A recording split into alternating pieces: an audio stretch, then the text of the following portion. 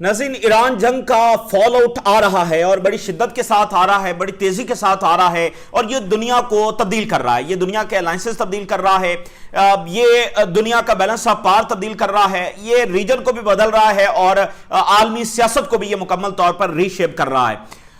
नाज़रीन, इस वक्त की जो सबसे बड़ी खबर है जिसने आलमी सियासत में भूचाल मचा दिया है वो ये है कि यूएई ये ओपेक से निकल गया है। अच्छा, ओपेक क्या है बहुत सारे लोग जानते होंगे। ओपेक जो है और ओपेक प्लस बाद में हो गया, ये ऑयल प्रोड्यूसिंग कंट्रीज हैं, ये उनकी ऑर्गेनाइजेशन है, उनकी एसोसिएशन है जिसका लीडर सऊदी अरेबिया है। अब ओपेक जो है ये दुनिया की one of the most powerful association है, ऑर्गेनाइजेशन है जिसका आलमी सियासत के ऊपर बहुत इंपैक्ट है, जिसका दुनिया की इकोनॉमी के ऊपर बहुत इंपैक्ट है, क्योंकि दुनिया की जो एनर्जी है वो ये प्रोड्यूस कर रहे हैं। कितना ऑयल प्रोड्यूस करना है, कितनी एनर्जी प्रोड्यूस करनी है, उसकी कीमत क्या होगी, ये सारा यही मेंटेन कर रहे होते हैं, जिसके बराह रास्त असरात जो है वो आलमी सियासत के ऊपर जब आते हैं। ये इतने पावरफुल ग्रुप है, यानी जब ये ओपेक में है, यानी एज एन ऑर्गेनाइजेशन ये इतने पावरफुल हैं कि ये अमेरिका को भी रेजिस्ट करते हैं।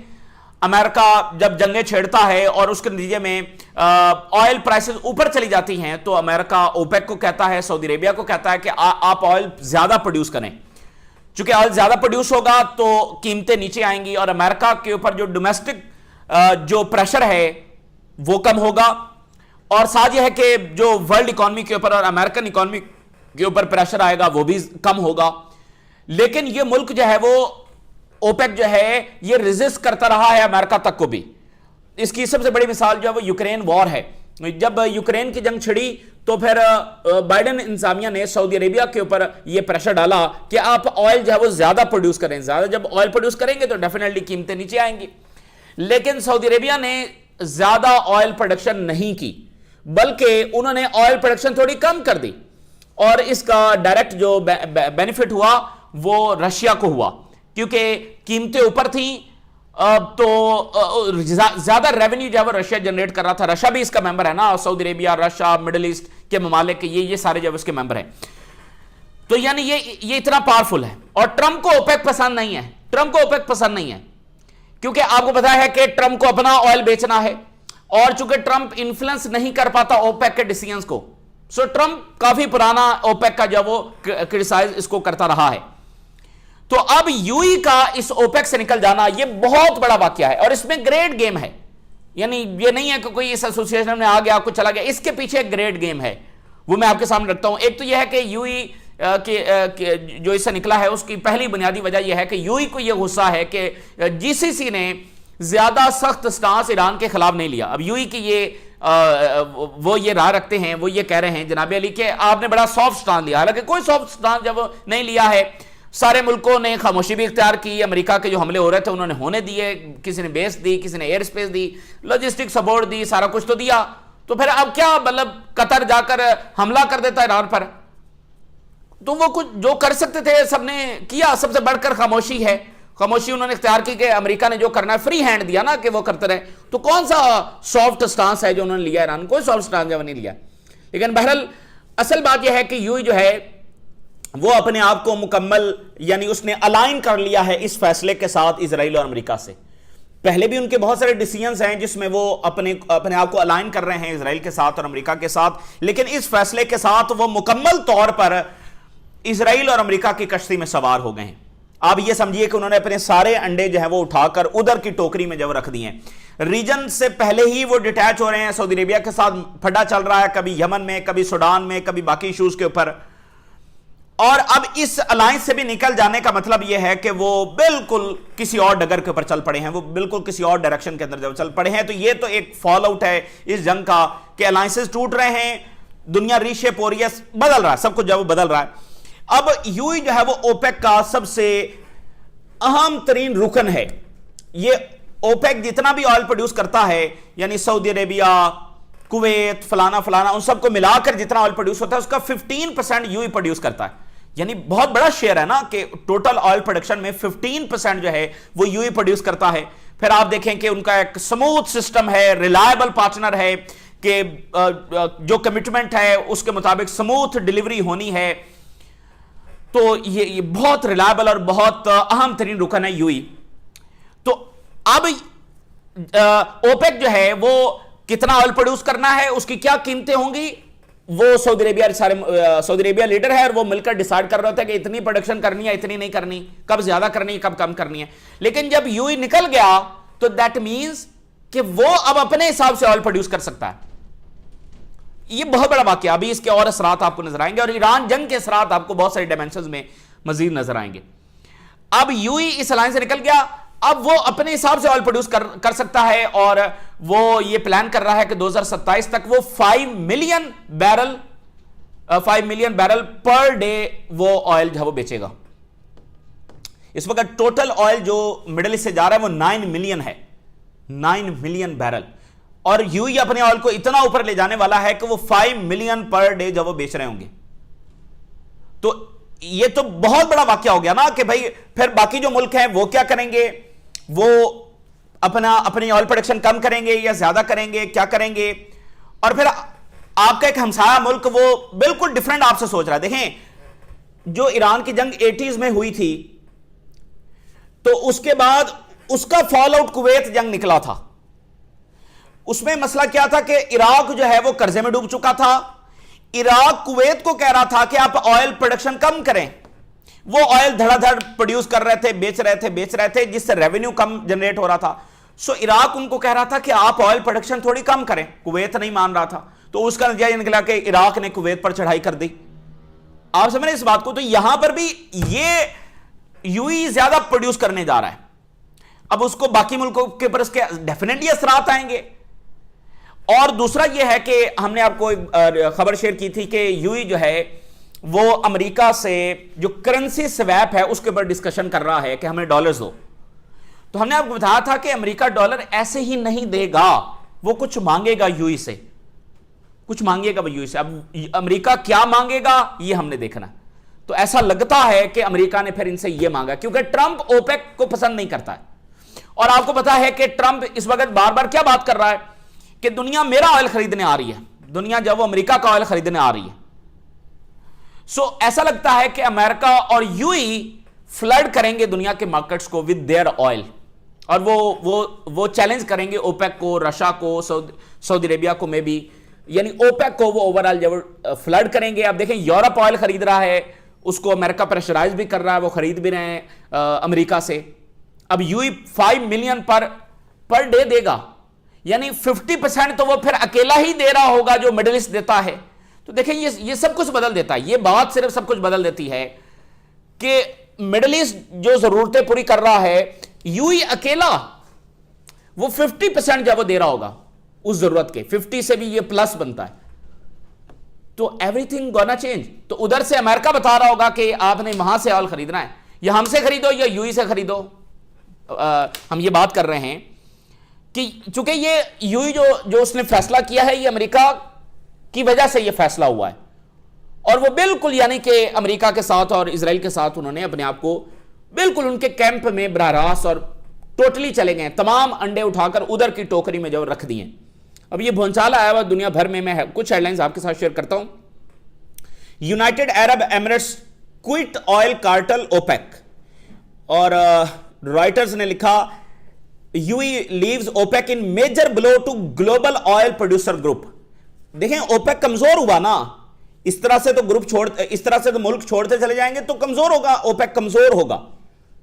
ये आप देखना दुनिया रीशेप हो रही है। सो मेजर ब्लो है ऑयल प्रोड्यूसर ग्रुप को।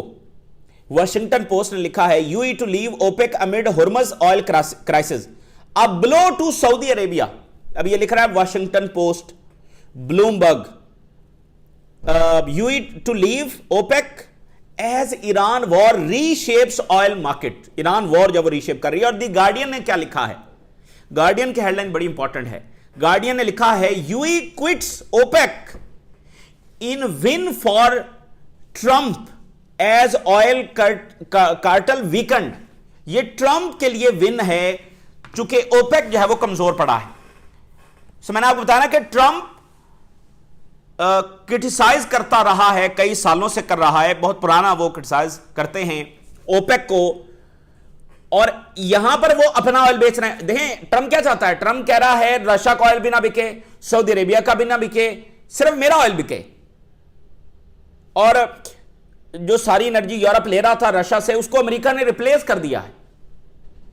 तो अब वो ओपेक से भी खुश नहीं है, क्योंकि ओपेक जो है वो उनकी बात नहीं मानता कि जितना वो, चूंकि बात भाई क्यों माने, ओपेक ने तो अपने फायदे में देखना है ना।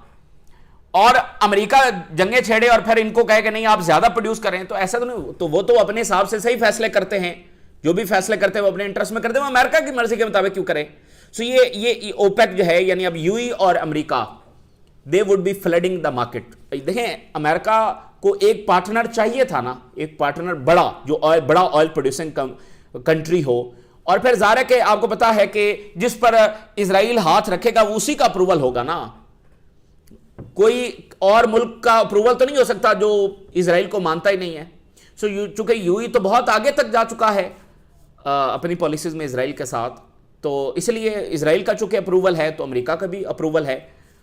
तो बहरहाल अब देखिए ना, सियासत बदल रही है, रीजन बदल रहा है। अब ये इसकी बहुत सारे डायमेंशन आप अगली वीडियोस में जब डिस्कस करते रहेंगे। अब रीजन इसको कैसे रिएक्ट करेगा, और अगर एक और दोबारा जंग होती है और बाकियों की ऑयल प्रोडक्शन मुतासर होती है तो फिर क्या होगा। यानी कि यूई तो चाह रहा है ना वो ज्यादा से ज्यादा बेचेगा, तो बाकी अगर दोबारा जंग होती है और बाकियों की ऑयल प्रोडक्शन ज्यादा मुतासर हो जाती है, तो ये मजीद देखिए, मैंने आपको बताया ना कि ये जंग मजीद जंगों को जन्म दे सकती है। जैसे ईरान की जंग हुई 80s में, तो उसका नतीजा इराक और कुवैत की जंग में निकला। और हालांकि इराक और कुवैत इत्तेहादी थे अगेंस्ट ईरान, और उस कुवैत इराक जंग का नतीजा यह निकला कि फिर ये अमेरिका की जो बेसिस बनी है, जो आज तक कितना बड़ा मसला है। सो ये जंग और कितनी जंगों को जन्म देती है, क्या क्या मिसाल पैदा करती है, और जो इजराइल की प्रेजेंस है इस गल्फ कंट्री में, वो बहुत बड़ा मसला बनने जा रही है। सो ये बहुत ज़रूरी है कि सऊदी अरेबिया, ईरान, कतर, ये मुल्क बहुत कोऑर्डिनेशन के साथ चलें, बड़ी समझदारी के साथ चलें और मामलात को जो है आगे बढ़ाएं। अच्छा, एक्सियोस की ये रिपोर्ट है कि ट्रंप जो है वो एक और हमला लॉन्च करने जा रहा है ईरान के ऊपर, लेकिन फिलहाल वो हेजिटेट कर रहा है एक्सियोस की रिपोर्ट के मुताबिक।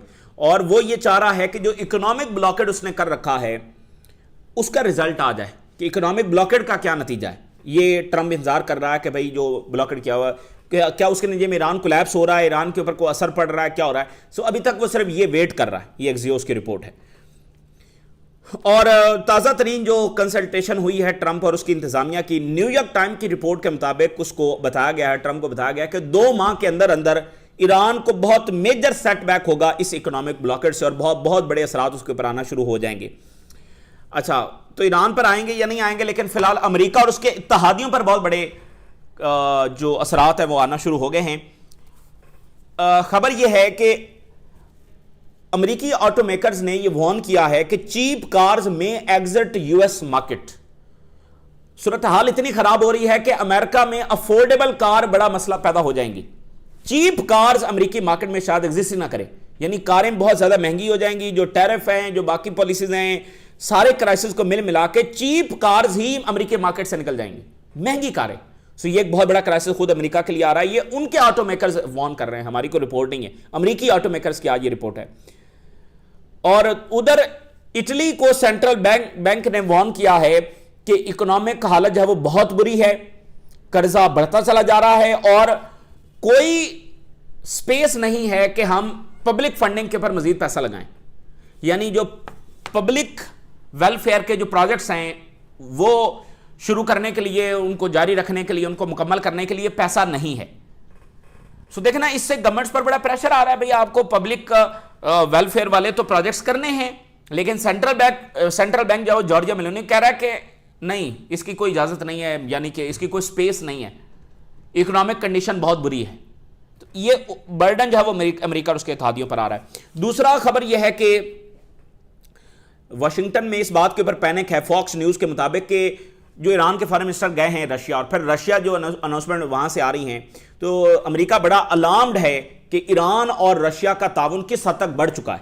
ये वाशिंगटन में बड़ा पैनिक जब वो पाया जा रहा है। और उधर मिस्र जो कुछ कर रहा है उसके ऊपर इजराइल में बड़ी खलबली मची हुई है, तल अवीव में बड़ा पैनिक है। तो अब आप ये देखिए कि इजरायली जो हैं वो ये कह रहे हैं कि इजिप्शियन मिलिट्री कैपेबिलिटीज जो वो बढ़ रही हैं, बॉर्डर्स के करीब वो कंसंट्रेशन कर रहे हैं और साथ वो ट्रेनिंग्स कर रहे हैं, और ये तो पीस एग्रीमेंट की खिलाफ वर्जी। अच्छा, ये जो मर्जी करते पड़े वो पीस एग्रीमेंट की खिलाफ वर्जी नहीं है। उन्होंने थोड़ी सी जंगे मशकी कर ली, तैयारी कर ली। सो देखें, ये मुल्कों को अब अंदाज़ा हो रहा है कि भाई इसराइल से तो जो बातें की थी वो तो नहीं बनी, बल्कि वो जेनोसाइड भी करके उनका मामला वहीं ख़त्म नहीं हुआ, बल्कि वो ईरान की तरफ बढ़े, आगे बढ़े, आगे बढ़े। तो अब मिस्र जो है वो पता नहीं क्या तैयारी कर रहा है, लेकिन इसराइल में पैनिक है। अब आ जाते हैं ज़रा ईरान के ऊपर। ईरान ये कह रहा है कि हम डिप्लोमेसी कर रहे हैं, but at the same time we are prepared for war. ये ईरान कह रहा है कि हम डिप्लोमेसी के ऊपर फोकस कर रहे हैं, but at the same time हम जंग के लिए तैयार हैं।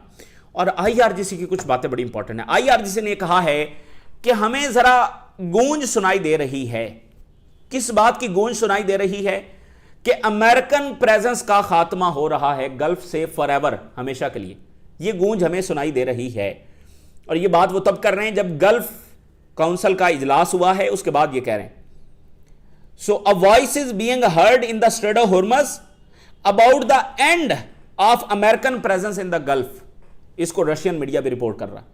हमें गूंज सुनाई दे रही है, दूर से एक आवाज आ रही है कि अमेरिका को गल्फ छोड़ना पड़ रहा है। यही अल्टीमेटली अमेरिका को यही होगा, उसको यहां से लीव करना पड़ेगा। तो strait of Hormuz will remain under Iranian control forever. Strait of Hormuz अब हमेशा के लिए ईरान के कंट्रोल में रहेगा। एंड उन्होंने कहा कि अगर गवर्नमेंट की इजाजत नहीं होगी, अगर ईरानी गवर्नमेंट अलाउ नहीं करेगी, अगर उनका यह फैसला होगा, तो हम 1 लीटर भी स्ट्रेट ऑफ हॉर्मज़ से जाने नहीं देंगे। और पर्शियन गल्फ से फॉरएवर अमेरिका जो एग्जिट करने जा रहा है, यह हमें आवाज गूंज सुनाई दे रही है। और एम्पायर जो है वो इनसेन एरोगेंस में मुब्तला हो चुका है। पागलपन की इंतहा तक की जो एरोगेंस है उसमें मुब्तला हो चुका है।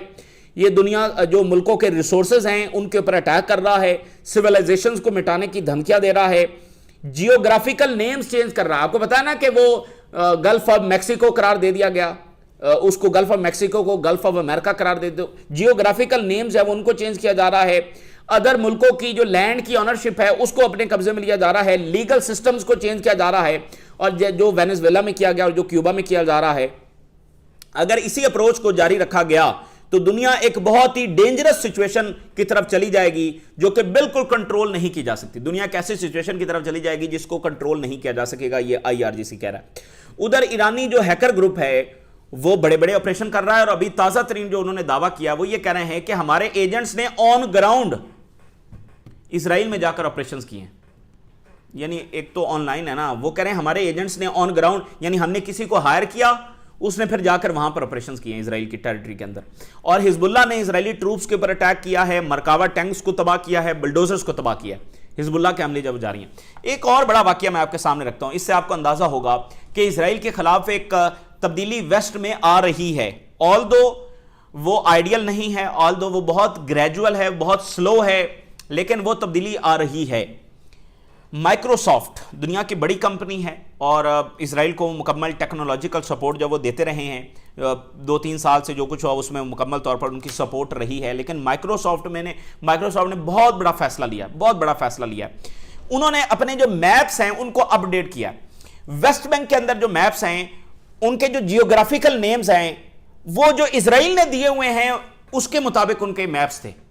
यानी जैसे वेस्ट बैंक को इसराइल ने जुडाया और सिमारिया, जो उनका मजहबी नाम वो देते हैं इस इलाके को, वो दिया हुआ था। फिर उसमें जो बाकी डिफरेंट एरियाज हैं उसमें वही जो इसराइल ने उनको नाम दिए थे उन्होंने वो पुट किए हुए, यानी फलस्तीनी शनाख्त को वहां पर मिटा गया। अब माइक्रोसॉफ्ट ने वापस अपडेट कर दिया है उन तमाम इलाकों को फलस्तीनी आइडेंटिटी के साथ। बहुत बड़ा वाकया है, चूंकि माइक्रोसॉफ्ट में बहुत एक मुजाहरे हुए हैं, वहां के एम्प्लॉयज ने प्रोटेस्ट किए और बहुत सारे रिजाइन उन्होंने किया, बहुत सारों को निकाल दिया गया। तो ये काफी 1-2-2-2.5 साल से ये तहरीक वहां पर चल रही थी। सो उस तहरीक का आज ये छोटा सा आप कह लें कि एक नतीजा निकला है, जो कि अपने इंपैक्ट के हवाले से बहुत बड़ा है, अपने जेस्चर के हवाले से बहुत बड़ा है, कि इन कंपनीज को तो कोई प्रेशराइज नहीं कर सकता, ये तो दुनिया को चला रही हैं ये कंपनीज। उन्होंने बहरहाल ये इतना बड़ा उनको फैसला जब लेना पड़ा है, सो कहीं ना कहीं एक तब्दीली आ रही है।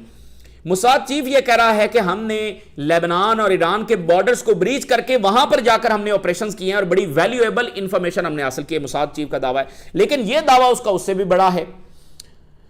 कहता है कि हमने खुफिया पॉलिटिकल ऑपरेशंस किए, पॉलिटिकल कैंपेन्स की हैं, और ताकि हासिल कर सकें importance in the regional alliance. यह बड़ा वाकया है, यानी वो बता रहे हैं कि कैसे उन्होंने पॉलिटिकल कैंपेन्स की, कैसे गवर्नमेंट्स को सबड्यू किया। एक तो है ना मिलिट्री ऑपरेशंस, नहीं ये दूसरी बात वो करने, कैसे रीजनल अलायंसेस को मजबूत करने के लिए पॉलिटिकल कैंपेन्स की और गवर्नमेंट्स को सबजुगेट किया। ये मुसाद चीफ साहब जब दावा कर रहा है, अब आप जरा अंदाजा करें तो कौन से ऐसे मुल्क हैं, अब आप अंदाजा लगा सकते हैं। और आपको पता है गल्फ मुल्क जिसका अलायंस पहले से भी ज्यादा डीपर हो गया है इजराइल के साथ, और कहता है कि इजराइल की जो स्ट्रेटेजिक पोजीशन है अब वो बहुत ज्यादा मजबूत हो चुकी है। और नेतन्याहू और ट्रंप की कॉल पर बात हुई। नेतन्याहू ने ट्रंप को बताया कि हिजबुल्लाह जो है वो सीज फायर को वायलेट कर रही है, और इजराइल से जो पोल सामने आया है ओनली 14% इजरायली जो हैं अब लेबनान की जंग को सपोर्ट करते हैं, ओनली 14%। तो ये ताज़ा तरीन डेवलपमेंट्स हैं जो आपके साथ शेयर किया। आपने राज रोगा करें, इजाज़त दीजिए, अल्लाह हाफिज़।